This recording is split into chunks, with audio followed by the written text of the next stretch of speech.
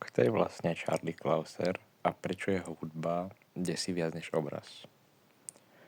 Meno Charlie Clouser možno nepoznáš, ale ak si videl Saw, jeho hudbu si necítil len v ušiach, cítil si ju v celom tele. Charlie je americký skladateľ a zvukový dizajner, najznámejší vďaka sérii Saw.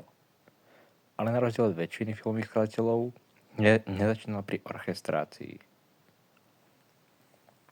Jeho korene sú v industriálnej a elektronickej hudbe. V experimentu so zvukom, šumom a rytmom.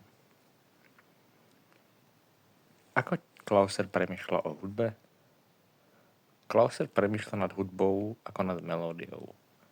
Premýšľa nad ňou ako nad mechanizmom. Jeho skladby často stoja na opakujúcich sa rytmoch, jednoduchých motívoch, zvukoch, ktoré znejú kovovo, chladne, neľudsky. Jeho hudba nemá potešiť, má vytvoriť tlak. Charlie a Hello Zep. Hello Zep je jeho najslávnejšia skladba. Nie preto, že by bola zložitá, ale práve pre jej jednoduchosť. Opakovanie a postupné vrstvenie a vyvrcholenie presne v momente, keď divák pochopí pravdu. Nie je to emócia, je to realizácia. Prečo je jeho hudba taká nepríjemná? Charlie používa zvuky bez jasného pôvodu. Nevieš, či počuješ nástroj, stroj, hluk, alebo snáď vlak, ktorý prichádza do stanice.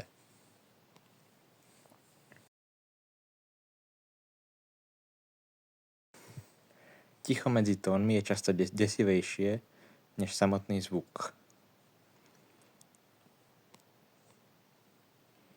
Prečo je Clouser jedinečný?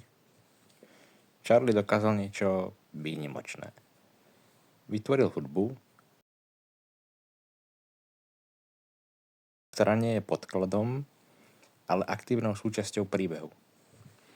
Bez jeho hudby by sa bol len ďalší brutálny slasher, ale s jeho hudbou je psychologický. Charlie nepíše hudbu. On stavia pasce. A ty sa v nich nachádzaš spolu s postavami. Ešte taký doplnok.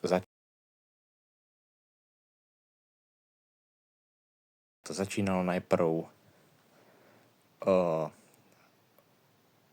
ako skladateľ soundtrackov, potom opustil film scoring na 15 rokov, aby pokračoval v kariére s industriálnou skupinou Nine Inch Nails a práve to mu potom pomohlo v 2003, keď